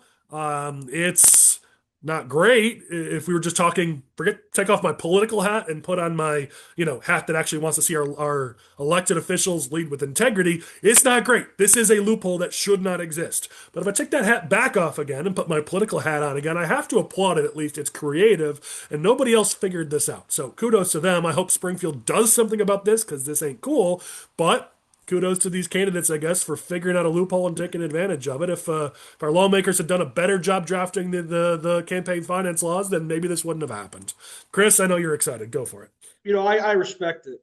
I saw the Melissa Conyers-Ervin ad, and, I've had some choice words from Melissa Conyers-Ervin over the years. Like when she tried to, decouple or de-invest in the federal government, that was ridiculous. When she was putting city workers, their personal use on taxpayer time, terrible. But, I'm looking at this ad and I'm like, wow, this is a feat of political genius. And I also took about 5 minutes today because that's all I really had to spare in my life. And I thought, well, how would you even close this loophole? I think the Democratic Party itself would have to have a law in place within their own bylaws. It says if you cannot simultaneously be a candidate for Congress and state central committee. I don't think the state can make that law because that would mean they would be adding a requirement to run for federal office, which you can't do if you're the state. So just like workshopping it in my head, it would have to come from the Democratic Party itself and not from the lawmakers down in Springfield. Yeah, I mean, if they don't close the loophole, you can see this practice done a lot in Democratic primaries moving forward. Note, the reason why we're talking about this and saying only Democratic primaries is Democrats directly elect their state central committee members, whereas Republicans have a different process. So that's why this is only really a tactic that could work on the Dem side. All right, well, moving on. We'll see what they do if they change it or not. But you can certainly expect to see lots of candidates for Congress also run for state central committee person on the Democratic side if they don't close this loophole before the next election. All right, well, I saw this in the news, and I saw it on social media, that Arlington Heights to Springfield passed the mega project bill or waved goodbye to the Bears. And I saw the photo, and it had lots of local lawmakers. It had local superintendents. And I remember reading the coverage and reading everything they put out. I was like, this is the first thing I've seen done on the Bears Stadium talks that actually looks like this is professional. It's well done. I don't know if the Bears initiated this, if Arlington Heights initiated this, or if a private company working for one of those various entities initiated it. But it was the first time that I said, okay, the message was good. They had the right people around them, especially having those superintendents. I was surprised they were there. That shows a level of solidarity that we haven't seen before. I remember thinking, like, wow, finally they got something right. Obviously, anybody who's watched this podcast knows I've been pretty angry about the whole flirtation with Indiana. That mostly stems from my personal beef with Indiana, I'll just be fair. And so anybody who wants to play footsie with Indiana is just kind of dead to me because I can't stand Indiana, which is why I could never do anything federally because Indiana, Wisconsin would never, ever support anything I did. But I'm all Illinois all day, all the way. And so wasn't happy about it, but it does appear to potentially be working. Indiana is rushing to give the Bears anything and everything that they could ever want. And there has been clear movement. Pritzker has changed his tune. He was saying that the Bears would have to be responsible for the, what, $500 million plus debt that still exists on the current Soldier Field. Well, not just on that, on the bonds for, the renovation and everything else that goes with that. And he's moved off that and said that's not their responsibility. He's also talked about, some of the things they can do to help the Bears. It's definitely been a shift in tone. Our friend Mark Batnick talked about a couple weeks ago his research that he had done. It's now been published. You can find it. Illinois, I know posted it. Capital Facts posted it. I think the Daily Herald and a few others ran it as well in articles where he talked about that if there aren't changes for the property tax impact, then Soldier Field would be on the hook, or not Soldier Field, the Bears would be on the hook for, with his research, he said 200 million. I saw someone else put out 100 million. Regardless of whether it's 100 or 200, the highest the property tax bill for any stadium in the country is SoFi at 8.1. So whether it's 100 or 200, it's dramatically higher than the 8.1. And so if you want to read more about that, our friend Mark did a great job on it. There's a lot of information in there that's definitely worth a read. But you can definitely see for the first time some momentum for the adults in the room to do something.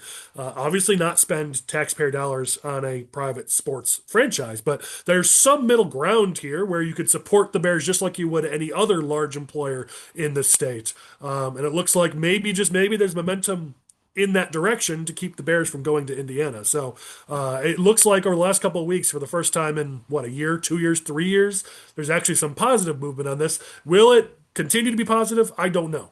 But it's certainly a difference in tone that I've been seeing. I love how we just glance over the fact that the difference between the property taxes on the Arlington Heights Stadium, 100 million at least, and the next one, SoFi, 8 million, is $92 million. Like, that is that's a third of your salary cap, right? I think, or maybe less, or a little less than a third, but yeah, that's pretty big.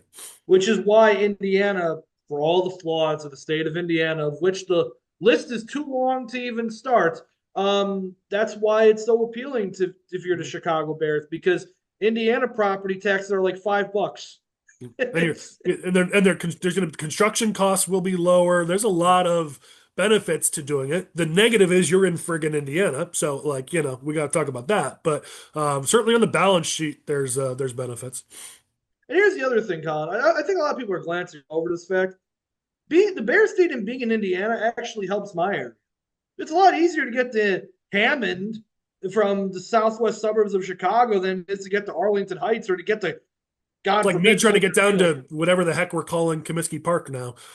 Such a pain in the butt. So here, we'll send that down by you. You give me a new Comiskey Park up here in Arlington Heights. I'll make that trade. No, Colin, if they ever moved the White Sox Stadium to the northern suburbs, I think I might walk into Lake Michigan. No. All right. Everybody good on this topic? All right, let's go to our news you can use. Again, we do this pretty quickly, but especially our guests, and maybe Michael and Chris too. But if you guys got thoughts on any of these topics, feel free to jump in or let the pitch go by if you don't. But these are the things you guys as our audience should be aware of. And we've got 3 stories that all kind of, the first 3 here, all kind of align with the same sort of concept here of overspending, maybe fraud, but especially overspending in the state of Illinois, because Republicans keep talking about the need to address overspending, to identify where there are problems. And every time we bring it up, we keep being told that we just are horrible human beings for wanting to make sure that tax dollars are not being wasted and that funds are going to the people who need them, the people in this community, in our community, who need support. We want them to get the money that they deserve and are owed, and so we want to make sure it's not being wasted, and that somehow makes Republicans awful. And we're told there is no overspending, there is no fraud. Well, here we go. In the last week, 3 stories for you. Here's the first one. The media, kudos to the Center Square, uncovered more than 1,000 1,000 overpayments to childcare providers in the state of Illinois.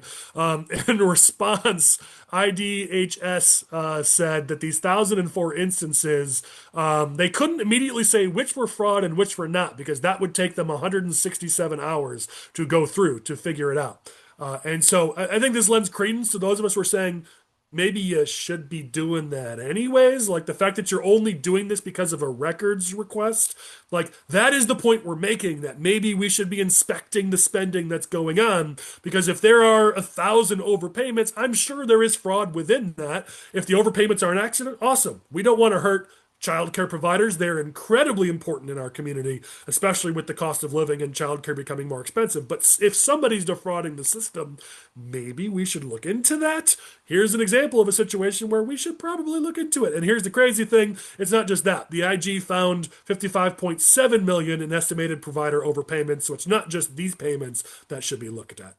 Any quick thoughts? Or just shake of the head, because I'm sure we all agree on that. Second one here, let's go to Chris's city. All of our city, but especially Chris's city, Chicago, found that Chicago paid $26.5 million in overtime to ineligible employees. The city's Watchdog find this, but here's the key of this. This happened between 2020 and 2024, but if you go back to a Department of Human Resources report from 2010, they had already identified this was a problem back in 2010, and yet the city did nothing about it. And so, yes, while I appreciate that the city's Watchdog has identified this 26.5 million over those 4 to 5 years, the fact that they knew about it since 2010 and did nothing about it again strengthens the point that maybe we should be looking into how our tax dollars are being spent. All right, last example here. This took a FOIA to figure out. CBS News ran this story that Chicago city employees owe $23.5 million in unpaid fees to the city, coming from both city employees and employees of the city's sister agencies. 1 in 10 CPS employees, 1 in 3 CTA workers owe this debt. And let me try to scroll down here quickly. There's some ironic ones in here, like employees at the Department of Water Management owe $312,000, including $61K for unpaid water bills. The Department of Transportation employees owe $145K for parking-related violations. Like if you are employees of the actual department to which the money is owed, you'd think maybe you want to pay that. Again, another example where we should probably be making sure that the city's collecting the funds that they need instead of having to go for even more property taxes on working families. You know, I have sympathy for those who can't pay their bills. Times are tough out there. The economy sucks. At the same time, you work for the city of Chicago, especially in the water department, you have a really, really, really good job. And how you're not paying your water bill is beyond me. Obviously, there are specific cases of why some people can't pay that. But it's like when Brandon Johnson had how many outstanding water bills he had to pay. Brandon Johnson's not broke. You know, he was a county official. He was on the CTU payroll, and you're telling me you can't pay your gas bill, buddy? Like, come on. What are we beneath doing, them, folks? Chris. It's beneath them. Yeah, That's we where- peasants need to pay our taxes, but not the ruling. What does Dan Proft always say? The ruling class. Yeah. Josh, you gonna go ahead. I do. I mean, I was an E3 in the Air Force with a wife who didn't work and a child, and I made sure the first thing that I did was pay all my bills. So I think if the city employs me, I mean, the first thing they should do before, buying a new iPhone, maybe they should pay the bills. I mean, I think it's reasonable. Again, if all of us need to pay, then maybe you should too. All right, let me go on to the next one here. Oh, go ahead. Jumping back to your previous story with the city paying overtime to ineligible players, I think, or employees, I think that just illustrates how difficult. Here's the city, massive administrative capability, and they're messing up payroll and doing improper, like they're making mistakes. And yet at the same time, we keep on passing more requirements for very small businesses, all these administrative requirements. And then if they make a mistake, then they can face consequences. And they don't have any type of their administrative capability is, you can't really even compare it with what the city of Chicago has, the resources that city has. It's a very fair point. All right, couple more news stories here before we wind down the episode. So, if you're not aware, back in 2019, I think was the year, or maybe it was the 2019 budget. So, somewhere around there, don't quote me on the exact time. But basically, politicians in Illinois baked it into the budget that every year the pay raises would come automatically unless they vote against them. So, these automatic pay raises have been happening in the budget every year since. So, yet again, we see another pay raise for politicians. If you're running against an incumbent who has voted for the budget any of those years, which is many of the Democrats. So for our Republicans' friends who are running against Democrats, you should be looking at this because it polls pretty badly for them that they voted to boost their own pay however many times they voted for the budget. So you should be looking at this. And now Springfield lawmakers are the fourth highest paid in the United States. So certainly something. I'll have Lane bring up a graph from IPI as they're the ones reporting on this. New York, California, Pennsylvania, and then Illinois, which, by the way, Illinois lawmakers work part-time. And if you look at the schedule this year, they don't even really do that, but whatever. Maybe they'll do it in May or April. And so if you're running against an incumbent Democrat, this is probably something you should be talking about. I can tell you from experience, it does not pull well for them. I think it's important to note pay is only part of the reimbursement that they receive. There's also a lot of per diem travel benefits as well. So that pay number that's a base. Healthcare, pension, yep. All right, last couple things here. So I mentioned it a little bit ago. House Bill 4439. Will Guzzardi, Chicago Democrat. I think he files this every year. Somebody at least files it every year, but it's back again, so Republicans should talk about it. It will allow any county to impose a motor fuel tax. Right now, there's only 5 counties plus Cook that are allowed to do that. This bill would allow any counties to do it. Now, listen. Some of you may think that this is worthwhile, that imposing the motor fuel tax to invest in roads is a positive thing. And you're welcome to believe that. I've heard some good arguments for that. But if you're running for office against Democrats who are talking about affordability and how they claim that they want to make things more affordable for working families, a motor fuel tax on top of your sales taxes and all the other gas taxes you're paying, and now you want to add it at the county level, that's something you can use in your campaign. Again, from an issue perspective, you may or may not agree with this. But from a campaign, a political perspective, Democrats keep saying they want to lower your cost of living, yet they jacked up your tolls, they jacked up your sales taxes. Now they're talking about imposing even more motor fuel taxes at the county level. This is something you should be talking about if you're a Republican in the state of Illinois. And if I could just jump in there, I mean, this, like you said, this definitely goes against that whole talking point of affordability. The price of fuel cuts into everything, transporting goods, getting to work. A lot of small business owners, they're contractors, or truckers, farmers. They're very dependent upon transportation. And you drive up the cost of fuel, like their expenses jump considerably. So this is very harmful to the small business community. I know the gas tax is coming up in some of these Republican primary races, as I've seen. So certainly this is something people are talking about. All right, last one here. Lane's going to bring up the visual, but in a rating of U.S. states and which ones are the most safe. And they tested not just crime rates, they looked at protecting residents financially, how prepared they are for emergencies, how road safety is maintained, workplace safety. So this Wallet Hub looked at a whole bunch of things, 52 different indicators to create a single composite score. And here we go, yet again. Illinois is one of the worst. We're 36th nationwide. That's the second worst in the Midwest. Minnesota was 8th, as you can see on this graph or this map. Indiana 11th, Iowa 12th, Wisconsin 19th, Kentucky 20th, Michigan 24th. The only state that surrounds us that was worse was Missouri at 41st. Otherwise, Illinois at 36th there is the worst in the Midwest. Seems like every time we look at one of these maps, every time it pops up on my phone and I'm like, well, gee, let's see.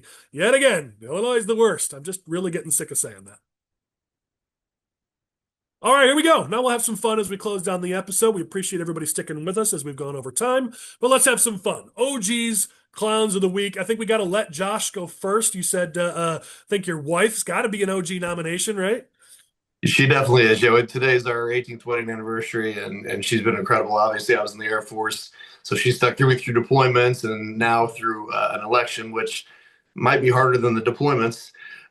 So yeah, she's definitely my personal OG. I would like to do one political one if that's go for it. There's no rules. Do it.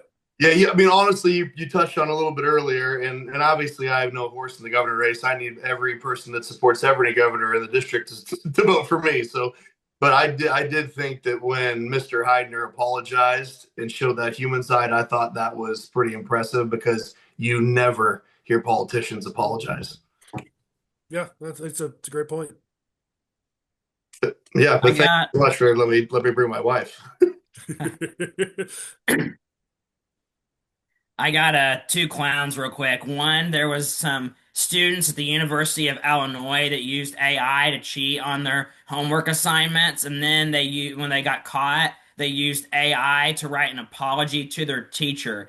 And apparently, multiple students did it. Two professors honed in on it, and it was even in the New York Times. So I it just think we shows you where covered this because AI is taking us. it's a little bit of an old story because I think we covered this in a previous episode, but Did it's we? still it's valid. It's valid. Go for it. What's your I second just saw the U of I or the New York Times article like yesterday, so I don't know. And then I we know also you get all your saw. news. You get all your news from the New York Times and MSNBC. We know that. All right, and then also I saw that Antifa Chicago released a list of reporters that they have deemed to be hostile journalists, which seems like a little fascist to me if they're encouraging people to, look out for these journalists. They're hostile. Hopefully they're all safe. Mhm. I don't I think like to Antifa's too think worried about that, but it's certainly something we want to make sure that there's no excuse for violence or political violence. I don't care if they disagree with you politically. I would like to thank Michael for not stealing my clown of the week because I know he wanted to talk about it too. My clown of the week is Kat Abu-Ghazaleh, candidate for the 9th Congressional District. She was supposed to be at a candidate forum on Tuesday night at Indivisible Edgewater, which would have been an extremely favorable audience for her tonight, for that night. Instead, she did not go and wrote a long letter claiming that she had narcolepsy, and she periodically falls asleep, and she shouldn't have to be responsible for the fact that she missed a candidate forum that night. And look, if you have health problems, I'm not one to criticize you or anything like that, but this hasn't come up at all prior to this. And usually when you miss an event, you just kind of say, I apologize for missing the event, and you don't really put it out to the public. You might put it out to the group, and that's why progressives, they're really good at what they do. You got to give progressives credit.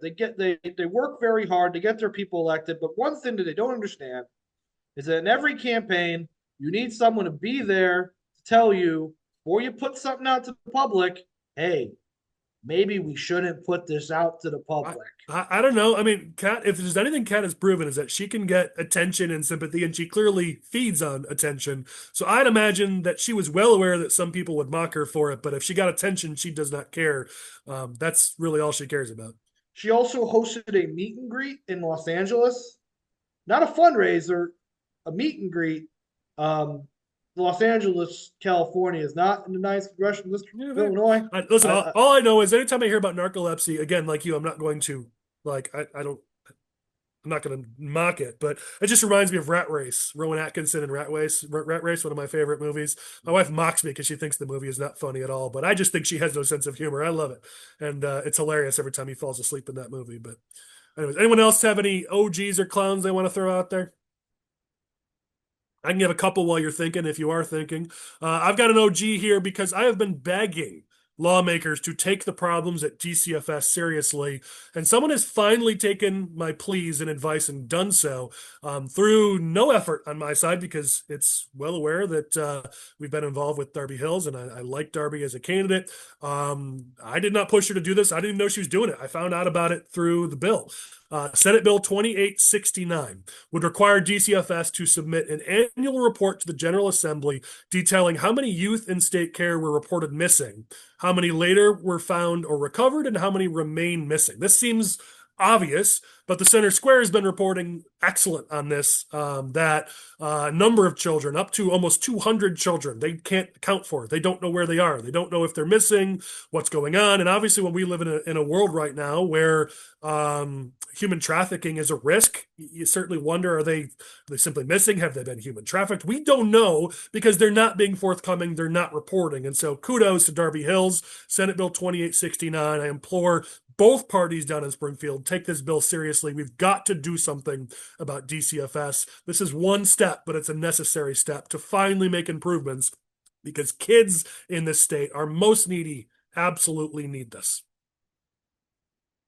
All right, got some clowns. Again, you guys jump in anytime you want. There's no rules, but I'll do these pretty quickly. Governor Pritzker, because of course I've got to have Governor Pritzker in this long press release about how amazing he is and how the Illinois film industry credit is doing a great job creating jobs and going through all these details. I'm not going to comment on that. I'm just going to comment at the very end where the press release says this. Notably, 94% of Illinois' current film industry economic impact is attributed to the impact of the tax credit enacted by Governor Pritzker. And while I haven't been doing politics for that long, I've been doing politics long enough to know that the tax credit was enacted by Governor Blagojevich back in 2004 and expanded in 2008. It was not enacted by Governor Pritzker. But the thing is, Governor Pritzker likes to take credit for all the good things that happen, even if he had nothing to do with them. And then, of course, anything that bad happens is Ron or Trump's fault or Republicans' fault. So here we go. Yet again, Governor Pritzker taking credit for something he had nothing to do with right there on the press release. Chris Welch is next here. When asked, Dave Dahl, kudos to him for actually asking this question, but the rule of 60 is absolutely ridiculous that no bill can see the floor in the House unless it has 60 Democratic supporters. And he asked Welch about this, and this is Welch's answer. Listen, before I'm elected speaker, I'm elected leader of the Democratic caucus. You can see right there how Welch thinks, which, by the way, in many of his quotes, he talks about how Democrats, and Republicans are awful. He is not Speaker of the House first. He is leader of the Democratic caucus first. He just admitted it, just like last year he admitted that his caucus is a bunch of tax and spend Democrats. Welch tends to give us these gifts, and he just did it again. He just admitted he's less interested in the job as Speaker of the House, more interested in his Democratic caucus. That's why we don't have bipartisanship down in Springfield, because even when people like Senator DeWitt try to come to the table to work with Democrats, they're left out of the room. When House Republicans try to work with Democrats, they're left out of the room. Mike Coffey, who is not some crazy conservative, crazy Republican. Wayne Rosenthal, same deal. Worked with the Sangamon County Sheriff, the Sangamon County State's Attorney. They looked at the Safety Act and said, okay, what improvements could be made to the Safety Act? They're not messing with, like Millhiser said, who's, again, considered to be pretty reputable and not some flaming partisan. He said, listen, we wanted to work with experts. We wanted to find a way to improve this. We're not going to touch cash bail, but we've got to find a way to improve this to make our community safer. Immediately, in the same story, you've got Pritzker saying, well, this isn't really a problem. You've got the Illinois Network for Pretrial Justice ripping on anybody who would dare say that the Safety Act needs even the tiniest of tweaks. Pritzker keeps saying, oh, sure, I'd be willing to tweak it. Yet then when Republicans come reasonably to the table, they are ignored. This is what happens over and over. So you wonder why Republicans just scream and yell? Because when we try to work with the other side, Chris Welch says, doesn't matter. Don Harmon says, we don't need you. That's why Republicans are not being bipartisan down in Springfield, because we're ignored. All right, almost done here. Let me get myself in trouble because I haven't gotten myself in trouble this episode. So I'm going to get both sides of my party to hate me in like 30 seconds. Let's start with this.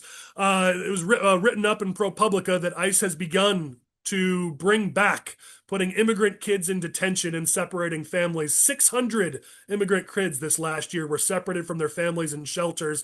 Listen, Republicans, the more we do crap like this, the more we lose the argument. Even Democrats, even Bernie Sanders admits it's a good thing that we secured the border. But when we do stuff like this, you lose everyday voters. There's a reason why now a majority of Americans say they want to abolish ICE. A majority of Americans. It's crap like this. Nobody out there, no reasonable person is going to support detaining kids and separating them from their families. They're not going to do it. Please stop it, because you're going to kill us in the next election. And then on the other side of the party, let's do this. The infighting amongst conservatives, amongst Republicans. We had Mark Rice get escorted out of a Dundee Township gubernatorial forum. We had Rocky O'Cleveland, I never say her first name right. She has tried to take over the Schaumburg 8th District forum. And then she's been encouraging people to write in the other Rice, Max Rice, for a whole bunch of races. You had up in Lake County, the chair of the West Deerfield Township Republicans was so disruptive at the Lake County Republican meeting that it had to be canceled because they wouldn't just let them hold the meeting. Like, listen, guys, this is why we lose. I'm all for primaries. Listen, we've got primary candidates on these podcasts. That's a healthy thing in our party, is to have primaries. But when we just infight for the sake of infighting, there were other stories of people being escorted out of events because they were disruptive or because people just didn't want to hear what they had to say. This is why we lose. And here's the contrast. One of those was in Dundee Township. Well, the new Democratic Dundee Township supervisor has had to spend over $170,000 on legal expenses because she can't get her trustees to follow along with her agenda. And they all, frankly, are from her. I think most of them, if not all of them, are from her party. And she's wasted almost $200K of taxpayer funds. We've seen how many hundreds of thousands of dollars have been wasted by Democrats in infighting at the DuPage County level. We see this over and over. We could actually go defeat the Democrats with all their problems and their mistakes if we stop just ripping each other apart. So please, grow up, be adults. Let's stop doing this at our events. Let's stop shutting down our own Republican events because we can't just be adults. We're better than this, or at least I wish or hope that we could be better than this. All right, I got through my OGs and clowns. Everybody else got through yours. You guys are all good? All right, that means closing statements. We'll let our two guests have the final words on the podcast. So Chris and Michael, Chris is having some sort of argument with his, I don't know, grandmother. So Michael, go ahead while Chris figures out whatever his problem is. Another great episode. Thanks everybody for tuning in. Obviously, we're getting real close to a primary. You're going to see a lot of ads, mail, etc., or maybe none at all, depending on what races are when you look at these quarterly reports. So it's time to kind of start making up your mind and support your candidate, run through the tape, and then it's on to the real deal. Well, the real fight starts on March 18th. You're right on that one. Chris, what's up, man? So, sorry about that. I was arguing with my uncle, not my grandmother. I want to be specific on the record. 54 days, everyone. When you're watching this tomorrow, like I keep saying every week, it's really, really cold. So that affects your field strategy. A lot of campaigns were supposed to be having days of action this weekend. Those are probably not happening because it's going to be negative 40 outside with the wind chill. But try and be productive. Reschedule those days of action as soon as you can. Turn it into something positive. Reschedule. Do phone banking and text banking. Yeah, right. Well, reschedule. Let me finish. Turn it into a phone bank. Turn it into a text bank. Do something positive with the time inside with your volunteers. Otherwise, everyone have a wonderful weekend and stay warm, please. All right, Josh, we really appreciate you being with us. Your final thoughts as we close down the episode. Yeah, I'm just to do one more shameless plug. If you are interested in helping the campaign in any way, go to higginsforrep.com and click one of the links and help me out. And thanks a lot for inviting me on. Well, you sat with us for an hour and 45 minutes. I think you're allowed to make one more plug. So thanks for being here. We wish you luck. Noah, you've had to endure this podcast. We really appreciate the expertise you brought during the policy section. Your final thoughts, you get the final word. Well, thanks for having me on today. And I think it's just, like we said earlier, there's just so much potential in this state. We live in a wonderful part of the country, great people, great opportunities, but it's vital for our lawmakers to, instead of putting roadblocks in the way of small business owners, but to make it easier to invest, to build, and to hire in the state. We should not be asking our small business owners to fund all these pet projects and programs that Springfield's very good at coming up with. We should be making sure that money is being returned to those employers, those small business owners, so they can actually invest and build our local communities. Yeah, you talk about the amazing potential that Illinois has. My closing thought is this. Lane's going to bring it up on screen. I saw this on social media. There's apparently an exploding tree risk in Wisconsin and Minnesota because of the cold. And I look at these economic indicators, these every time we have this every week, we're comparing Illinois to these other Midwestern states and we're behind them. And I think, how the hell are we losing to states that have exploding trees? How are we losing to Minnesota? How are we losing to Wisconsin? How are we even in any world at risk of losing the Bears to friggin' Indiana?